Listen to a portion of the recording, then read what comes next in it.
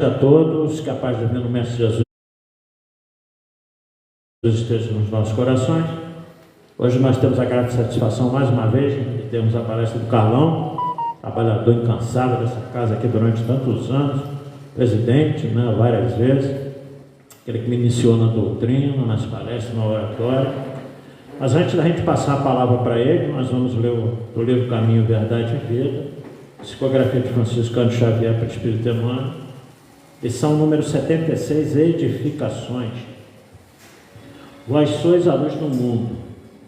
Não se pode esconder uma cidade edificada sobre um monte. Jesus, Mateus 5,14. O Evangelho está repleto de amorosos convites para que os homens se edifiquem no exemplo do Senhor. Nem sempre os seguidores do Cristo compreendem esse grande imperativo da iluminação própria em favor da harmonia na obra a realizar.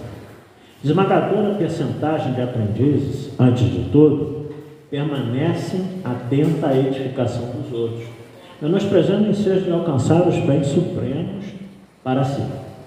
Naturalmente, é muito difícil encontrar a oportunidade entre gratificações da existência humana, porquanto o recurso bendito de iluminação se esconde, muitas vezes, nos obstáculos, perplexidades e sombras do caminho. O Mestre foi muito claro em sua exposição. Para que os discípulos sejam a luz do mundo, simbolizarão cidades edificadas sobre a montanha, onde nunca se oculta, a fim de que o operário de Jesus funcione como expressão da claridade da vida. É indispensável que se eleve ao monte da exemplificação, apesar das dificuldades da subida angustiosa, apresentando-se a todos na categoria da construção cristã. Tal comedimento é imperecível. O vai e vem das paixões não derruba a edificação dessa natureza.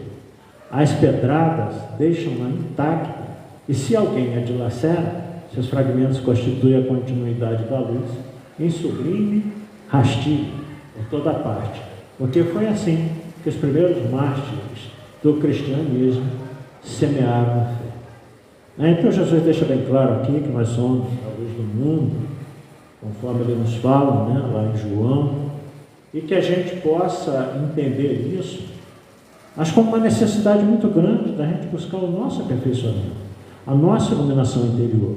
E não, como Emmanuel diz aqui, a gente muito mais preocupado com a iluminação dos outros, criticando as pessoas pelo seu atraso intelecto, pelo atraso moral. Isso não nos compete.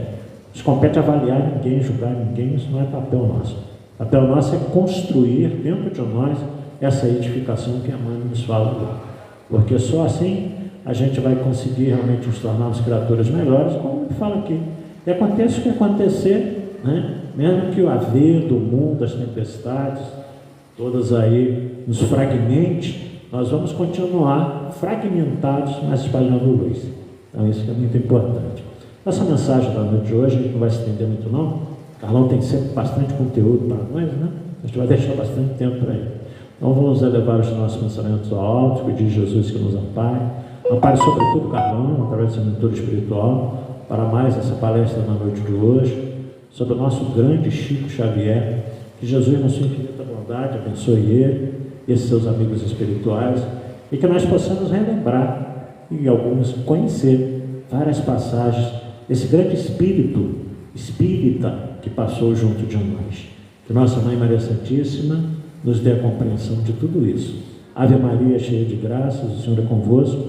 Bendita sois vós entre as mulheres, que bendito é o fruto do vosso ventre, nasceu Jesus. Santa Maria, Mãe de Jesus, rogai a Deus por nós, pecadores, agora e na hora do nosso desenlace. E assim, com essa prece, nós damos por iniciada a palestra da noite de hoje. E da paz a todos. Alão, com a palavra comigo.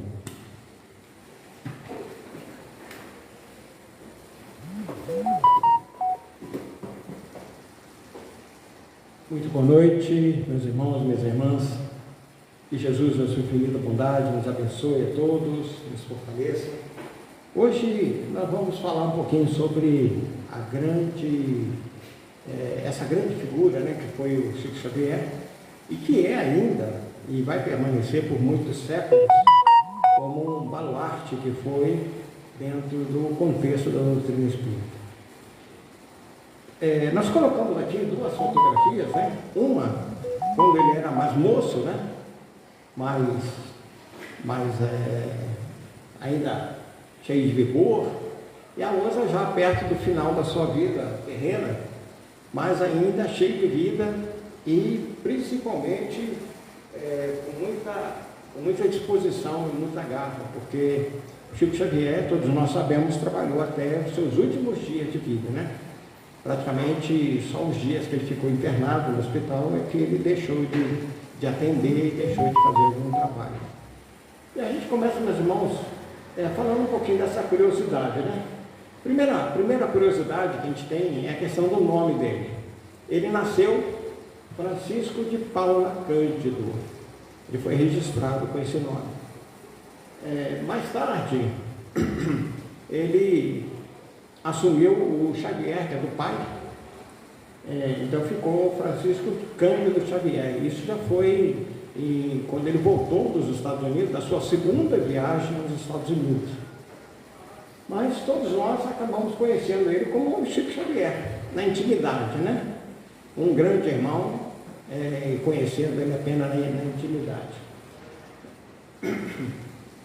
Eu confesso para vocês que qualquer palestrante, qualquer orador, tem uma certa dificuldade de falar dessa figura. Primeiro porque é alguém que nós tivemos a ocasião de respirar o mesmo ar que ele, né? Eu tive a felicidade de encontrá-lo por 3 vezes. São lembranças que vão ficar para o resto da minha vida. Numa das vezes, num determinado momento lá, ele agarrou no meu braço, né? Segurou no meu braço, se apoiou, e eu fiquei completamente lisonjeado, né, com aquela situação. E aí percorri com ele mais ou menos uns 10 metros até penetrarmos num recinto onde ele foi ligado a outras pessoas, né? Ele acabou entrando para lá. Uma das coisas que eu sempre gostei desde a minha juventude é ler as biografias. Eu não sei se vocês chegaram a conhecer um livro chamado Forjadores do Mundo Moderno. Era uma enciclopédia, eram 4 volumes, e ela tinha a biografia das maiores personalidades do mundo. E eu sempre gostei dessas biografias. Sempre me chamou muita atenção as biografias.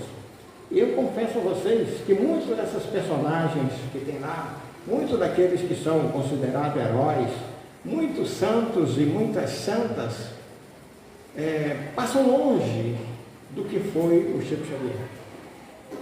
Embora sejam nomes que sejam conhecidos mundialmente, pessoas que ficaram mundialmente famosas e tal, ganharam fama, algumas delas ganharam fortuna, outras ganharam distinção para o mundo inteiro, né? Como sendo nome de cidades, nome de ruas, nome de praças e tal, mas o nosso Chico Xavier, eu acho que está muito além, muito acima de muitas dessas criaturas que ganharam esses renomes, né?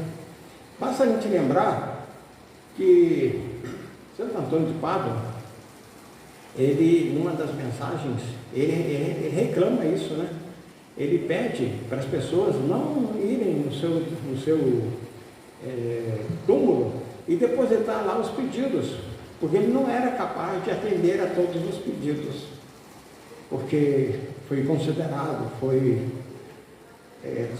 consagrado santo pela Igreja Católica, e aí os pedidos foram ficando cada vez mais um volume, né? E então o sofrimento dele no mundo espiritual era muito grande. Outro ponto que eu acho muito interessante, né? Que nós teremos o resto das nossas vidas para a gente estudar apenas um pouco da vida do Chico Xavier. De tão grande e de tão... do volume de trabalho que ele desenvolveu e dos aspectos envolvendo a questão da psicologia humana, a questão da mediunidade, a questão dos trabalhos sociais que ele desenvolveu, a sua própria desenvoltura, o seu desprendimento, porque o Chico Xavier, até o ano 2010, os livreiros calculavam em torno de 50 milhões de livros editados. Quer dizer, se ele tivesse faturado apenas R$ 1 em cada um desses 50 milhões, ele teria auferido a fortuna de 50 milhões de reais, né? Quer dizer, seria um prêmio grandioso de uma Mega Sena, por exemplo, né? Outro ponto que eu acho muito interessante, né? Que somente as gerações seguintes, as próximas gerações, é que vão dar o devido valor a essa figura. Porque nós que tivemos a oportunidade de viver, de conversar, de falar com ele, de vê-lo, de assisti-lo de alguma maneira, grande parte de nós não damos aquele devido valor, mas as próximas gerações irão dar, como nós damos valor a Francisco de Assis, a esses grandes santos da antiguidade. Sabemos que o Chico Xavier é um ícone da doutrina espírita. Acredito que a doutrina espírita não teria chegado ao ponto que chegou se não fosse o Chico Xavier. Eu acredito que não, porque mesmo com toda essa grande quantidade de outros médiuns que passaram, essa grande quantidade de palestrantes que nós tivemos aí, acho que nenhum deles teria condições de dar uma levantada assim na doutrina espírita, né? De jogar a doutrina espírita ao nível do conhecimento do Brasil e do mundo, como foi o Chico Xavier. A gente vai vendo ainda que o nome dele, né, é uma homenagem ao santo no dia que ele nasceu, né? Que é Francisco de Paula, que depois ele abandona o de Paula, né? Ele abandona isso. Mas ele é mais conhecido mesmo como Francisco Cândido Xavier e Chico Xavier. É por isso que nós vamos entender assim. A origem dele é a origem de uma família católica do interior do estado de Minas Gerais, onde ele passou praticamente toda a sua vida. Ele saiu lá de Pedro Leopoldo, né? Uma cidadezinha próxima lá de Belo Horizonte, e foi para Uberaba, onde ele passou o restante da sua vida até a sua morte. A infância dele, a gente sabe, a gente conhece um pouquinho, ela foi muito conturbada e foi marcada por muitos abusos, porque quando ele perde a mãe aos 5 anos de idade, o pai, sem condições, o pai entrega para uma madraça, para uma madrinha, né? Para uma madrinha. E essa madrinha era meio louca, né?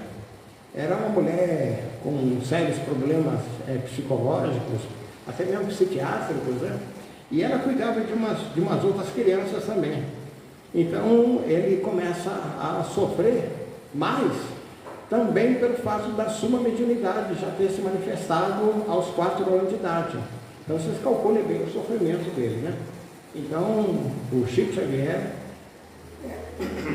ele nasceu para isso mesmo, né? Para essa finalidade. O pai dele era um vendedor de bilhete de loteria. Então, quer dizer, o que ele ganhava era muito pouco. E aí ele faz essa distribuição, como aconteceu em muitas outras famílias, né? Eu me lembro bem, eu já comentei aqui, né? Que nós somos 12 filhos de casa e meus pais adotaram mais alguns nessas condições, porque os pais não tinham condições, então os filhos foram lá para casa e foram criados. Alguns só saíram de lá depois que, principalmente as meninas, né, saíram de lá de casa casadas.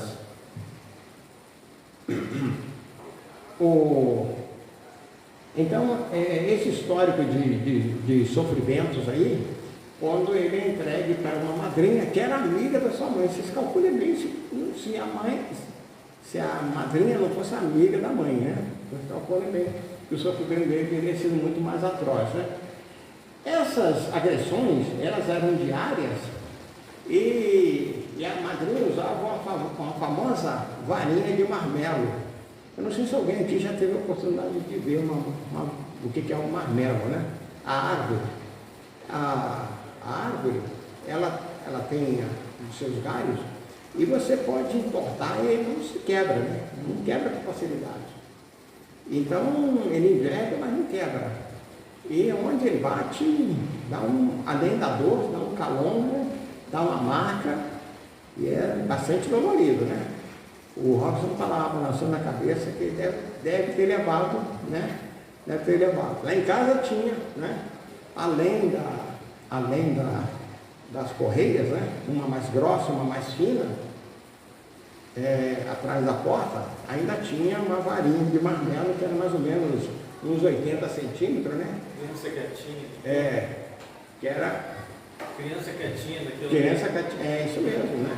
Por isso que virou espírita, né? Se não tivesse levado essas varetadas, provavelmente não teria se tornado espírita, né? Inclusive a madrinha ainda cometia o crime, né, de vestir com traje feminino durante as agressões, quer dizer, era para humilhar mais ainda. Aí a gente percebe que é um processo grave de obsessão dela, né? É um processo grave de obsessão em cima do Chico Xavier. E o Chico, menino, já sofrendo as agressões do mundo espiritual. Essa madrinha, ela, mais adiante, ela chega ao cúmulo de enfiar garfo, né? Garfada na barriga do Chico, e não permitia que fosse retirado, quer dizer, perfurava o ventre dele com os garfos, e não permitia que ele fosse retirado. Então vocês calculem bem. Então o Chico só, como ele afirmou depois, ele só sobreviveu, ele só não teve nenhum tipo de problema por causa do amparo espiritual. Consequentemente, ele passa por tudo isso aí, e a mãe dele, no mundo espiritual, estava sempre contornando, falando para ele que ele tivesse paciência, né, que ele ficasse tranquilo, que as coisas iam acertar. E realmente, mais adiante, as coisas se acertam, né? Segundo o próprio Chico Xavier, né, então ele se mantinha sadio, né, por causa dessas conversas espirituais com a sua mãe, né, e, claro, com os amigos espirituais que estavam sempre ao lado dele. Tem um fato bastante interessante, né, que tem um outro filho adotivo dessa madrinha, que tinha uma ferida na perna que não segurava, não fechava. E aí essa madrinha recebeu a orientação de que se uma outra criança lambesse a ferida iria cicatrizar. Mas isso teria que ser feito durante umas sextas-feiras, né? Então eu teria que fazer isso durante, acho que 3 sextas-feiras, é isso mesmo, 3 sextas-feiras. E aí ela obriga o Chico. Aí o Chico vai e se nega a fazer isso. Mas a mãe fala, não, Chico, você tem que fazer, tem que agradar a sua madrinha, né? Fica tranquilo, porque... E aí, provavelmente, os amigos espirituais abençoaram a saliva do Chico, colocaram ali a medicação, né, para fazer a cicatrização daquele ferimento que o garoto tinha. 2 anos depois, o pai do Chico fica enamorado de uma senhora, né? E aí ele se casa novamente. E essa mulher, então, ela exige que o pai do Chico traga todos os filhos para casa. Isso que foi uma coisa legal, né? Então ela consegue reunir os 9 filhos que estavam espalhados, né? E aí a vida deles continua. O Chico Xavier falava que foi o melhor momento da vida dele, né? Porque a dona Cidália, que era o nome dela, era um verdadeiro anjo na vida deles. E aí é muito interessante, porque nessa época, os dons mediúnicos dele continuavam a colocá-lo em situação muito complicada, né? E aí, como ele tinha uma família católica e uma família que era muito afeita a tudo dar satisfação do padre, né? Tanto assim que o pai dele vai lá para pedir a orientação do padre, essa coisa toda. E o Chico Xavier sofreu pra caramba em consequência disso, né? Na escola, ele também padeceu, porque quem tem mediunidade, em qualquer ambiente que você tenha mais, que tem um conjunto de pessoas, nós que padecemos, entre aspas, né, nessa questão da mediunidade, a gente é testado a todo instante. Então, o Chico Xavier passou maus pedaços com isso. E aí ele vai, os colegas ficavam aborrecendo ele, uma série de coisas, e até mesmo ele passa por um desafio. É quando ele vai ganhar um prêmio de honra ao mérito, porque escreveu um texto, isso em 1922, né? Ele estava com 12 anos então, aí recebe um prêmio, que era ao centenário da independência brasileira, né? Independência do Brasil. E aí ele vai e confessa para um professor que ele recebeu a ajuda de um homem do outro mundo, né?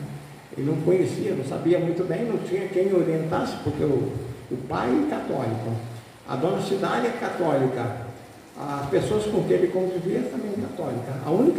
O único espírito que ele tinha para dar orientação com relação ao espiritismo era a própria mãe dele. O pai dele pensa até em interná-lo, porque achava que ele tinha algum problema grave, né? Aí o padre disse que o caso dele era coisa de fantasia de criança, que podia ficar tranquilo, e aí dá uma orientação que vai transtornar a vida do Chico Xavier para toda a vida dele. É quando o Chico vai com 10 anos de idade, né? O Chico saía da escola e ia para uma tecelagem. E é nessa tecelagem que ele queima os olhos. E que ele tem aquele grave problema que o acompanhou durante toda a vida, né? Então, a química, né? O produto químico da tecelagem. Aos 16 anos, ele ainda sofria com as manifestações mediúnicas, né? E ainda católico. E aí, nessa hora, a madrasta dele acaba desencarnando. E aí ele tem que lidar com outro problema grave ainda, porque um problema de insanidade da irmã. E mais tarde ele vai saber, com 17 anos, ele vai saber que a irmã dele, nada mais, nada menos, tinha um problema de obsessão. Mais adiante, essa irmã vai ter um filho que vai causar um grave problema para o Chico, né? O filho dela é um médium também, um médium psicógrafo, e aí esse rapaz, vítima do alcoolismo, ele começa a falar um monte de asneiras e tal, né? E fala que o Chico era um charlatão, que o Chico apenas fingia aquelas coisas todas. E aquilo causa um problema tremendo. O Chico se defende de tudo quanto é jeito que ele pode, mas só o tempo mesmo para ajudar, né? E aí o rapaz, depois ele se arrepende, ele vai e retira aquela denúncia que ele havia feito no jornal, ele é internado num hospital em São Paulo e acaba desencarnando algum tempo depois.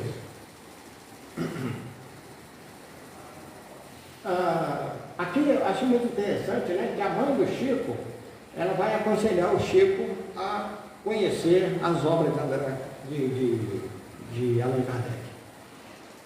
Eu acho que nesse momento é que ele vai ter a oportunidade de se aprofundar. E ele mesmo disse que ele devorou as obras de Kardec, a tal ponto que quando ele começa a escrever, ele parece que tem todos aqueles conhecimentos na cabeça. Mas a gente sabe que ele já trazia esses conhecimentos de vidas passadas, né? Na verdade, a leitura que ele estava fazendo das obras de Kardec era daquele momento, mas as lembranças eram lembranças do passado. Aí o Chico, ele foram mais de 450 livros. Aqui é um detalhe, 450 livros enquanto ele está vivo, porque depois que ele desencarna, são mais 36 livros que foram editados, tá bom? Então e aí todos os direitos autorais de todos os livros, né, foram cedidos em cartório pelo próprio Chico para as instituições de caridade. O Chico, meus irmãos, ele funda mais de 2.000 instituições pelo Brasil. Aqui em Volta Redonda, quase nós tivemos uma instituição dessa, que seria o Colégio Espírita Allan Kardec. Eu me lembro, eu teria feito parte dele, né, lá no comecinho, isso em 1966, 67. Lamentavelmente, a ideia não foi para frente, mas tem até um livro que os direitos autorais dele estavam designados para esse livro. É um livro do Chico e do Ramiro Gama, que seria para as obras do Colégio Espírita Allan Kardec, Volta Redonda. Lamentavelmente, até hoje, né, eu vou acabar desencarnando daqui em breve, né? Não vai ser dessa vez, não vai ser dessa encarnação, né? O Chico Xavier é considerado um dos escritores brasileiros de maior sucesso. Muita gente faz cara feia porque são livros espíritas. Prefere muitas vezes Paulo Coelho, prefere outros ali, né? Porque Paulo Coelho tem um pouco mais de livros, porque Paulo Coelho tem muito mais livros fora do Brasil. Mas, em compensação, se você pega uma obra, não dá para comparar, né? Não é verdade? Não dá. Desculpem aí os leitores de Paulo Coelho, desculpem os leitores de outras obras aí, mas não dá para comparar. O Chico ficou muito mais conhecido ainda, né? Por causa das suas 10.000 cartas psicografadas. Um detalhe, ele nunca cobrou nem um centavo dessas cartas. E essas cartas, meus irmãos, ajudaram muitíssimo mesmo. Muitas pessoas que estavam à beira do suicídio, muitas delas estavam à beira da morte, muitas delas com sérios problemas de saúde e tal, foram salvas, né, por essas cartas psicografadas, né? Os ensinamentos que vêm aí dos livros, principalmente dos livros, né, eles extrapolam os conceitos do Espiritismo, né? Porque é a doutrina espírita de Kardec, né, jogada para o alto. É como se você enfiasse a mão dentro de um saco de panda, né, e jogasse para o alto. Quer dizer, todo mundo é capaz de pegar uma mensagem, uma nota, uma informação, uma notícia, um conhecimento, uma virtude para ser trabalhada, para ser estudada, para se aprofundar, né? E aí é ainda o maior líder espiritual do Brasil. Eu não vejo outro. É o maior líder espiritual, embora já tenha desencarnado ainda a continuação, né? Aqui tem uma coisa bem interessante, sabe? Eu queria fazer um pouco diferente. Aí eu peguei o caso do Humberto de Campos, não sei se vocês conhecem, né? Mas na década de 1930, houve uma publicação de um livro, Brasil, Coração do Mundo, Pátria do Evangelho. Quem não leu, por favor, leia, né? É um livro meio questionado e tal, mas é interessante. É a história do Brasil interpretada por uma ótica espiritual e teológica. E aí o que aconteceu? Houve uma ação judicial movida pela família do Humberto de Campos, querendo direitos autorais, né? Querendo din-din. E aí o juiz que foi analisar disse que Humberto de Campos, que a família tinha direito aos direitos autorais daquilo que ele produziu em vida. Depois que ele estava morto, não tinha nem como comprovar a mediunidade. Então, como comprovar que aquilo ali era de Humberto de Campos mesmo? Aí ele dá ganho de causa à Federação Espírita Brasileira e orienta para que o nome de Humberto de Campos não aparecesse mais. Por isso que o nome que vai aparecer em seguida é Irmão X. Aí, como tem aquele prazo, né, de 50 anos e tal, aí a partir de 1980, o nome Humberto de Campos passou, pode ser utilizado novamente, né? Então, isso aqui foi muito interessante, porque essa defesa no tribunal resultou no livro Psicografia perante os Tribunais, que é um livro muito estudado nas academias de direito do Brasil inteiro. O Miguel Timpone, eu tive até a oportunidade de assistir uma palestra dele uma vez no Rio de Janeiro, né? Na Federação Espírita do Estado do Rio de Janeiro.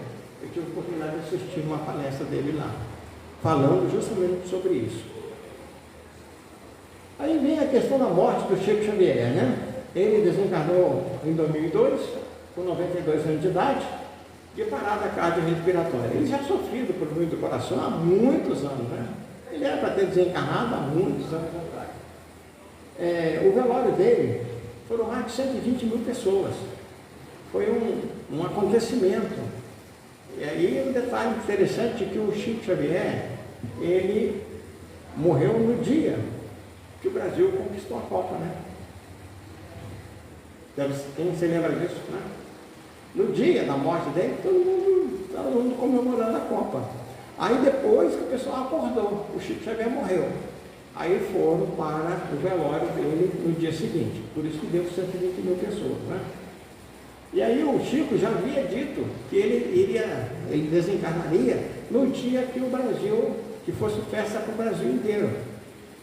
Para ninguém ficar sofrendo e tal, né? E realmente foi o que aconteceu. Ao longo da sua vida, né? Então, como eu disse para você já, ele fundou mais de 2.000 instituições que foram mantidas e ainda são mantidas com os direitos autorais dos livros que ele deixou para essas instituições, né? Isso o torna um dos maiores filantropos brasileiros, né? Filantropo é aquele que fornece dinheiro, né, condições para que alguém ou uma instituição venha a funcionar em benefício de um grupo. O Chico, ele foi indicado para várias homenagens e para muitas honrarias. Ele negava todas, ele não queria saber disso, né? Não queria saber disso. Mas em 81 e 82, provavelmente vocês devem se lembrar, ele foi indicado para o Prêmio Nobel da Paz. Lamentavelmente, não teve chance, né? Nesses 2 anos. Em 99, o governo de Minas instituiu uma comenda. Comenda é uma medalha, né? A Comenda da Paz Chico Xavier. Essa comenda, essa medalha, ela é oferecida a todas as pessoas que prestam serviço de benemerência, sabe? Que ajuda o próximo, que trabalha em benefício dos mais carentes, etc. Em 2012, ele foi eleito, né, pelo SBT e pela BBC, o maior brasileiro de todos os tempos. Você deve se lembrar disso, né? Colocaram vários brasileiros, né? Inclusive o Pelé foi um dos candidatos, né? Mas quem ganhou foi o Chico Xavier. Eleger aquele que fez mais pela nação e se destacou pelo seu legado à sociedade. Acredito que nenhum de nós pode imaginar o legado que esses mais de 500 livros que o Chico Xavier deixou para a gente, né? O conteúdo que tem nessa quantidade enorme de livros, né? As mensagens dele, essas 10 mil cartas, quanto benefício deu para todo mundo, né? O Chico Xavier, em sua mediunidade, né? A madrasta dizia que ele tinha o diabo no corpo, por isso precisava ser castigado, porque naquela época, como até pouco tempo atrás, muitas pessoas achavam que portador de mediunidade é doente, ou então tem uma certa loucura, e o castigo físico tira, né? Eu me lembro bem, há muitos anos atrás, indo a um centro espírita, em que havia uma tal da palmatória no médium. O médium que não se comportava, que não trabalhava direito e tal, tinha lá 2, 3, 4 ou 5 palmatórias. Aí eu achei que negócio estranho pra caramba, né? Tá, não, mas isso aí é orientação da diretoria espiritual. Quer dizer, tem umas loucuras por aí, meus irmãos, que, né? Pessoas que não estudam a doutrina espírita, não conhecem a doutrina e aí aplicam essas maluquices todas, né? Então muita gente ainda acredita que o médium que está meio desequilibrado, que não conhece e tal, precisa ser castigado, né? E algumas vezes tem pessoas que falam mesmo, né, que é o próprio espírito, né, que está atormentando, que vai castigar aquela criatura. Em 1922, quando o Chico estava ainda no 4º ano, né, ele recebeu aquilo que eu falei para vocês, né, da menção honrosa, né, no concurso estadual sobre o centenário da independência, né, e aí ele confidenciou o professor, né, que tinha aquela dissertação tinha sido ditada por um mundo e do outro mundo, né? Quer dizer, ele ainda com 12 anos de idade, e não tinha compreensão ainda do que era a mediunidade e nem o que acontecia. Em 1927, ele passou a escrever poesias. Essa ocasião aí, ele estava começando a se preparar para o grande livro, que é o marco da mediunidade do Chico, né? Que livro é esse? Isso. Então, esse livro é o que vai fazer com que ocorra uma grande descoberta da doutrina, da mediunidade, porque muita gente foi pegar lá, foi comparar e tal, e começou a ver os estilos dos grandes poetas brasileiros e portugueses, né? Então, Parnaso de Além Túmulo, né, é um grande livro que dá essa orientação para todos nós. Mas, como aconteceu, né? Ele começou a escrever poesia, treinando as grandes poesias que ele ia receber mais adiante. Eu e o Robson, teve um tempo aí atrás que a gente escrevia muito poesia, né? Parou, né? Parou você também? Acho que os espíritos desistiram, sabe? Né? Desistiram da gente. Em 1928, ele começou a publicar nos jornais, né? O Jornal do Rio de Janeiro e o Almanaque de Notícias de Portugal. Então vocês notem bem que aos 18 anos de idade ele já estava fazendo as publicações do trabalho mediúnico dele. A partir de 1931, ele passou a afirmar que os autores eram diversos poetas falecidos. Em 1931, então, ele estava com 21 anos de idade e ele já faz essa afirmação, né? Então, o Parnaso de Além Túmulo começa a ser escrito mesmo em 1931 e em 1932 está pronto. Aí, esse livro também marca a maioridade do médium. E aí é quando ele tem aquele famoso encontro com Emmanuel, à sombra de uma árvore na beira de uma represa. E aí é quando o Chico pergunta para Emmanuel, o que eu preciso fazer? O que eu preciso ter? Aí o Emmanuel fala para ele, disciplina, né? Só isso? Né? Disciplina é mole. O que mais? Disciplina. Aí ele já ficou preocupado. Disciplina 2 vezes? E mais o que? Disciplina. Disciplina 3 vezes. Ou seja, na mediunidade, a gente pode observar que se não houver disciplina, as coisas não dão certo. nós vamos ter sempre problema, né? E aí, o Chico vai ter a informação de que esse mentor, né, que é Emmanuel, informa para ele sobre a sua missão de psicografar uma série de 30 livros. E explica ali que para isso são exigidas 3 condições: disciplina. Mas também, a missão dele é escrever 30 livros. O que vai acontecer? São 450. Ou seja, multiplicou isso aí algumas vezes. O Chico tem um detalhe muito grande, que é a sua simplicidade, né? Ele teve a oportunidade de conhecer pessoalmente o Frederico Finier, né? Que foi, mais adiante, ele foi o presidente da Federação Espírita Brasileira. O Frederico Finier, ou Fred Finier, ele foi o fundador da Casa Edison. Somente os mais velhos aqui vão se lembrar dos aparelhos Edison, a famosa rádio vitrola, né? Tempo dos nossos avós. Lá em casa eu me lembro que tinha uma rádio vitrola. Então, o Frederico Finier era um dos homens mais ricos do Brasil naquela época. E ele oferece para o Chico Xavier, vou voltar aqui, ele oferece para o Chico Xavier,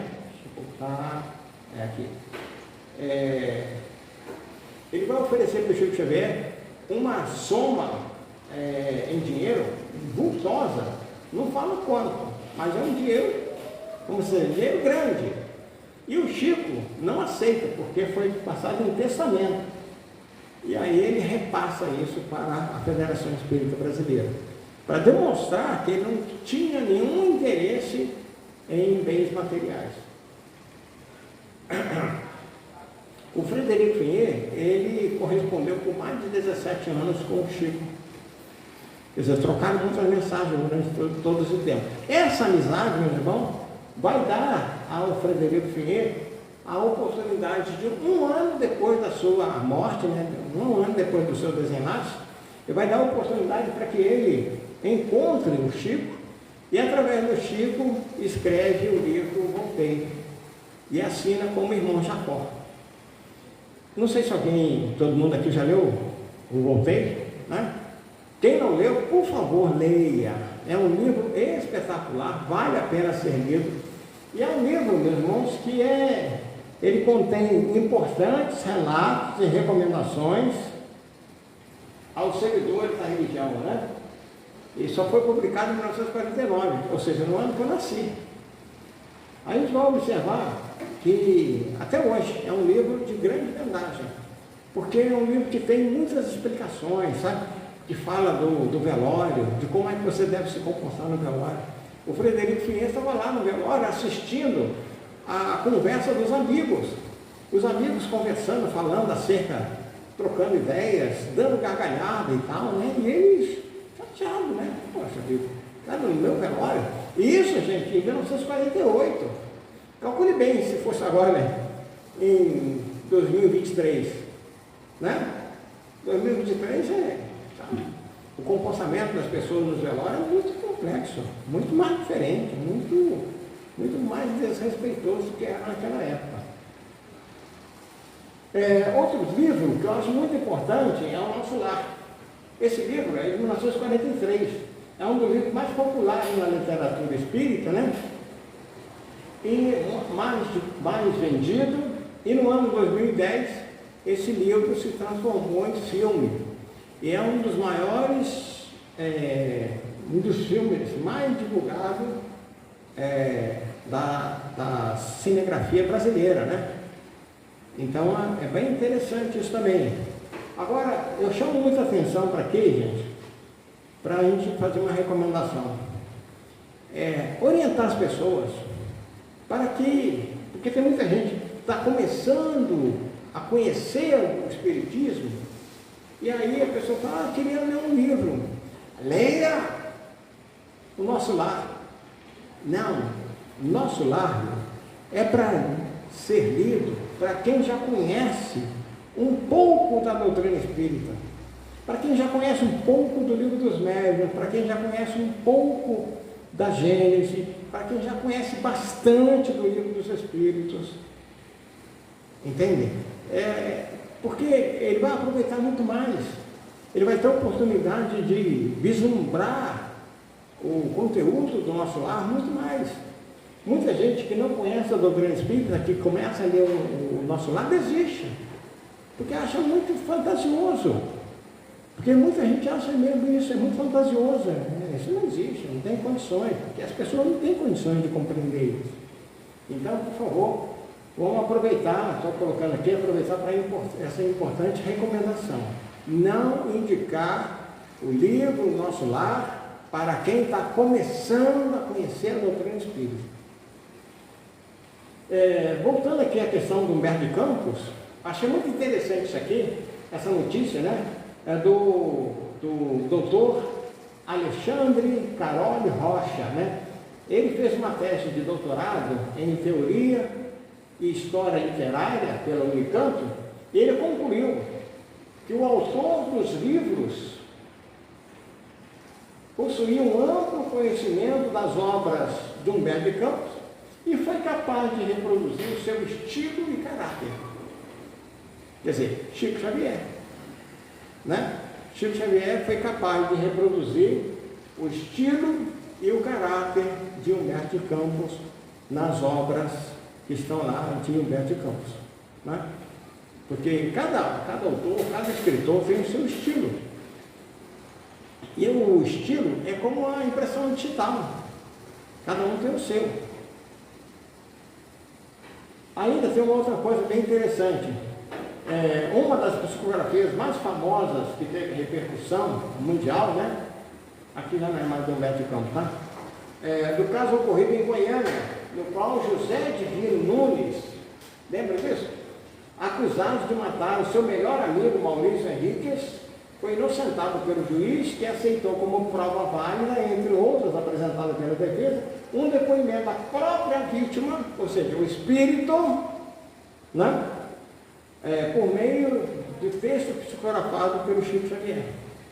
E um detalhe, o juiz, ele coloca lá como observação: só estou aceitando porque o Chico Xavier merece todo o respeito e consideração, né? Quer dizer, se fosse outro, provavelmente ele não teria aceitado, mas pelo fato de ter sido do Chico Xavier, então ele aceitou plenamente aquilo, e aí o rapaz foi inocentado, né?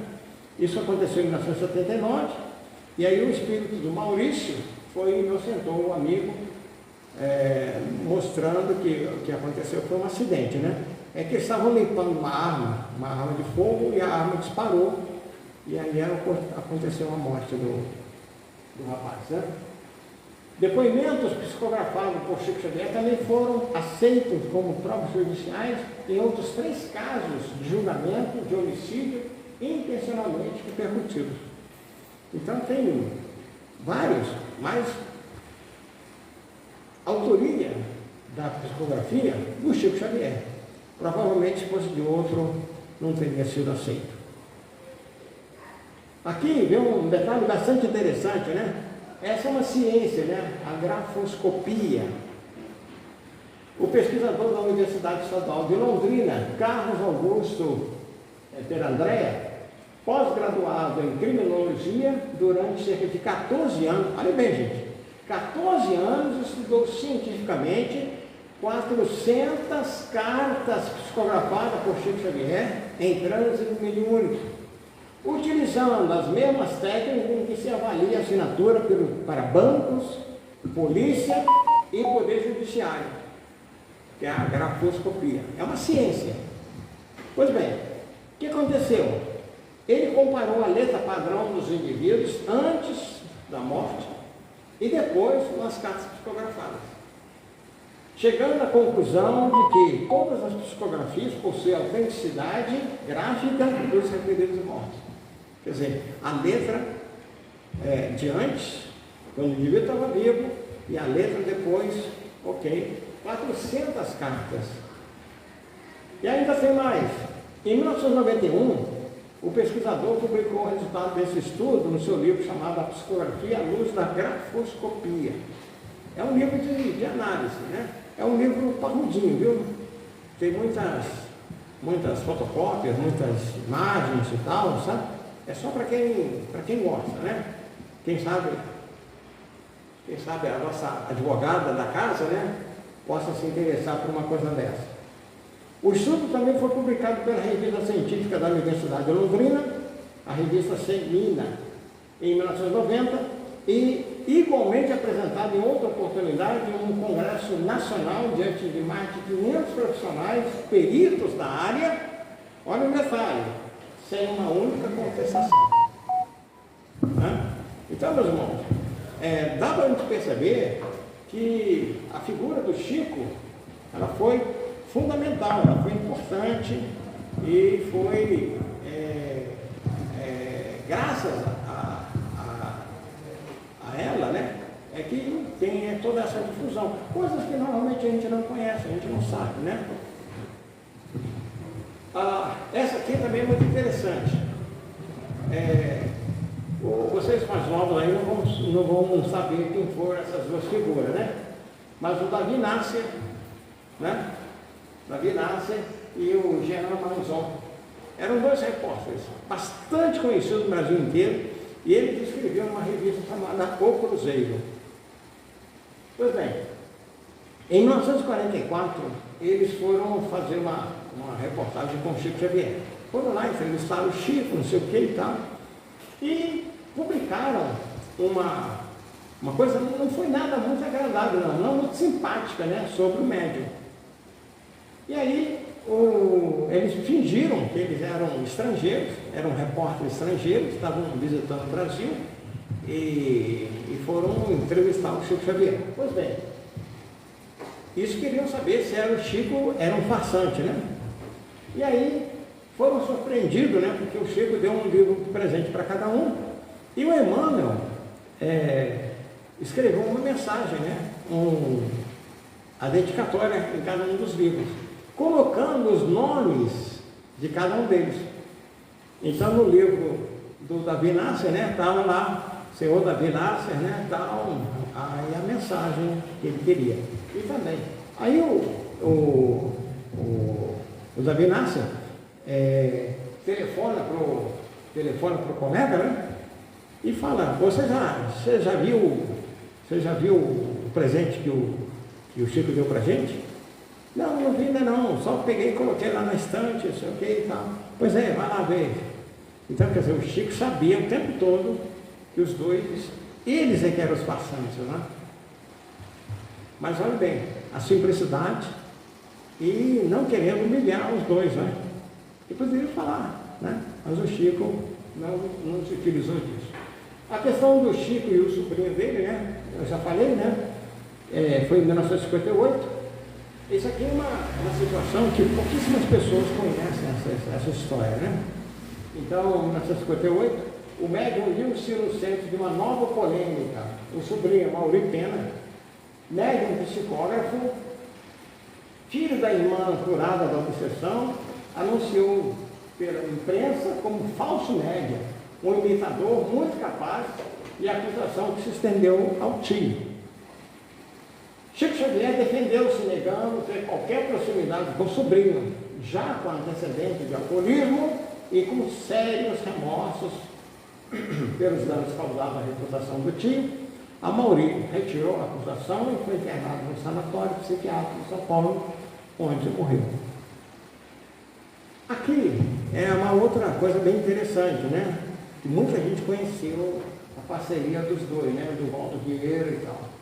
E aí, em 1955, o Chico Xavier conheceu o Valdo Vieira, que então era estudante de medicina, mas que era um bom médium, já era um bom médium. E aí, resultou nessa parceria, né, que durou até 66, foram 10 anos de parceria. E aí foram 17 livros que eles fizeram, em conjunto. O Valdo Vieira tem um comentário que ele faz, depois da morte do Chico, em que ele dizia que o Chico Xavier foi a pessoa mais honesta e mais séria que ele conheceu em toda a sua vida. Porque naquele livro Sexo e Destino, os dois trabalharam juntos, né? Então, as mensagens ali são do Chico e do Valdo Vieira.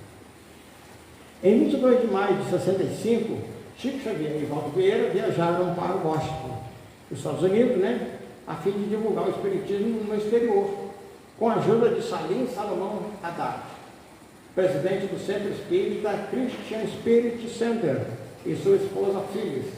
Estudaram inglês e lançaram um livro Ideal Espírita, com o nome de World of Spirits. No Natal de 1965, quer dizer, alguns meses depois, né, Chico Xavier e Valdo Vieira promoveram uma distribuição de alimentos e roupas para mais de 11 mil pessoas que formaram uma fila quilométrica, né, na porta da Comunhão Espírita, lá em Uberaba. Aqui é outra coisa que eu acho muito interessante, essa aí eu posso falar para você. Eu assisti, né? Em 1970, havia muitos programas de televisão, e eram programas ao vivo. E esse aqui, no dia 28 de julho de 71, o Chico Xavier estava na TV Tupi respondendo perguntas. Achei muito interessante, tem na internet, basta vocês entrarem lá. Aí tem que ter paciência, porque é um programa longo, né? Mas pode assistir um pedacinho, depois assiste mais outro, depois assiste mais outro e tal, né? E aí, esse programa, nesse dia, ele atingiu 35 pontos de audiência. Quer dizer, uma audiência estrondosa. Para vocês terem uma ideia, nos dias de hoje, o programa do Ratinho atinge 7 pontos. Né? E olha bem que o programa do Ratinho é muito assistido, né? Então, para vocês terem uma ideia. Então, foi reprisado 3 vezes em São Paulo, né? E depois transmitido para todo o Brasil. Em dezembro desse mesmo ano, né? Aí teve o segundo programa com uma audiência ainda maior. Foi muito interessante esse programa porque abriu chance para muita gente conhecer o Chico Xavier. E aí é o que o Chico conta, aquela velha história que todo mundo vive repetindo. A história do avião, que o Chico tem medo, né? Estava com medo, o avião começou a passar por um processo de turbulência, começou todo mundo a gritar, e aí o Chico começou a gritar também. Aí o Moura aparece e fala, o que é isso? Né? Cadê sua fé, né? Para com isso, né? Morra com educação, né? É nesse programa que o Chico conta essa história que todo mundo vive repetindo por aí. Então o Chico Xavier, mais de 450 livros, utilizando um método conhecido como psicografia. Essa habilidade dele é muito interessante isso. Tem uma notícia que é dada, que a mãe do Chico Xavier, ela ficou grávida. Aí, alguns meses depois, ela teve um abortamento natural. Muito tempo depois, o Chico veio saber que era ele mesmo que ia nascer, mas o corpo dele não estava devidamente preparado com todas as nuances para ser o médium psicógrafo que ele tinha que ser. Então, aí deram a última forma, né, naquele corpo, e aí deram mais um tempinho e a mãe do Chico ficou grávida de novo, e aí o Chico nasceu com aquele corpo que ele durou 92 anos.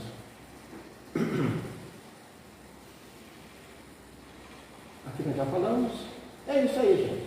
Aqui que eu chamo a atenção de vocês, né, para esse ponto aqui, ó. Vendeu mais de 50 milhões em português, com traduções para inglês, espanhol, japonês, esperanto, francês, alemão, italiano, russo, mandarim, romeno, sueco, grego, húngaro e outras línguas. Porque são muitas, que a gente tem muita tradução aí, que é chamada, quando não se pede a autorização, né? Quando não se pede a autorização, aí se faz a tradução, né?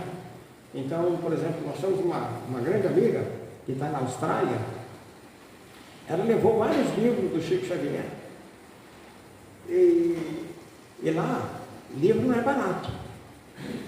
Então, o que ela tem feito lá, ela, como conhece bastante o inglês e ela conhece a língua nativa, ela está fazendo tradução dos livros que ela levou, na língua nativa lá da Austrália. Acho muito interessante isso. Ela vai levar provavelmente algum tempo ainda para concluir esse trabalho todo. Mas que Deus possa ajudar. E nós encerramos então o nosso trabalho, pedindo a Deus que possa nos abençoar a todos, fortalecer, e que nós possamos seguir o exemplo do Chico Xavier, né? Acho que vale a pena a gente fazer um esforçozinho para a gente chegar lá. Muito obrigado. Deus nos abençoe. Nós que agradecemos, Carlão, né? Mas que a gente estude a vida do Chico, né? Tem sempre uma novidade. Umas coisas aí, com certeza, eu não conheci. Lembrando a vocês que nós temos a proclamação do mês espírita aqui lá atrás na mesa, junto com o livro de assinaturas de presença, ok? Mês espírita começa no dia 8 de abril. Primeira palestra, 19h30, no Caminho da Luz, com Jorge Larrat, é lá de Rondônia. E no domingo, dia 9, às 9 horas da manhã, ele estará no Centro Espírita André Luiz. Lembrando a vocês que esses 2 dias, que está na palestra do meio da Semana Espírita, no domingo nós não teremos reunião na EDAC, ok? Então, dia 9/4, anotem, podem levar isso para casa para vocês não esquecerem. Dia 9/4 às 9 horas da manhã, no André Luiz. Então, quem puder ir lá, Jorge Larrat vai estar na noite anterior no Caminho da Luz e na manhã do domingo no André Luiz. Tem palestra todos os dias. 10 de abril, a palestra Cátia Delgado, lá na União Espírita de Advertência Fraternal, às 20 horas. No dia seguinte, dia 11, no Gelfa, às 19h30, com Pedro Lacerda. No dia 12 de abril, a EDAC. A EDAC vai estar participando da Semana Espírita. Palestra com a Lilian Campos, que esteve aqui há umas semanas atrás aí. No dia 13, às 19h30, o Estudante da Verdade, a Fátima Baliza. No dia 14, às 20 horas, no Centro Espírita Caminho da Luz, novamente, a Olímpia, lá de Valença. No dia 15, às 19h30, no Gelfa, novamente, o Alexandre Pereira. Alexandre Pereira é dirigente lá do SERJ, no Rio, né? E no dia seguinte, que é a palestra de manhã, do dia 16/4, às 9 horas da manhã, no Estudante da Verdade, Alexandre Pereira de novo. Então, tanto o Larrat como o Alexandre Pereira vão fazer palestras aqui no sábado à noite e no domingo de manhã. Então, esse domingo, dia 16/4, todo mundo no Estudante da Verdade. Não teremos palestra na EDAC. Guardem bem, anotem, né, para casa.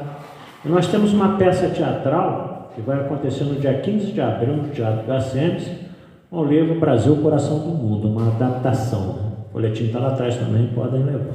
Ok? Então nós vamos encerrar essa parte. A gente ainda não tem a escala aqui de abril, o Felipe ainda não mandou. A gente não sabe qual é a próxima palestra. Nós temos um banner lá fora com todos os dias de atividade aqui da casa, ok? Vamos encerrar essa primeira parte pedindo àqueles passistas aí em condição, se dirijam depois à sala de passe, e aqueles que precisarem aguardem no salão. Vamos então encerrar essa primeira parte rezando a oração que Jesus nos ensinou. Pai nosso que estás nos céus, santificado seja o vosso nome, venha a nós o vosso reino, seja feita a vossa vontade assim na terra como nos céus. O pão nosso de cada dia nos dai hoje, perdoai as nossas ofensas, assim como nós perdoarmos a quem nos tem ofendido. Não nos deixeis cair nas tentações do caminho, mas livrai-nos de todo mal, porque são teus o reino, o poder e a glória para todos sempre. E assim, com essa prece, nós encerramos a primeira parte, agradecidos ao Carlão, sobretudo, né, pelo estudo da noite de hoje. Que ele possa ter saúde, paz, estar sempre com a gente aí. E a todos também que estamos assistindo aí pelo Facebook, ao vivo, e aqueles que estão no salão.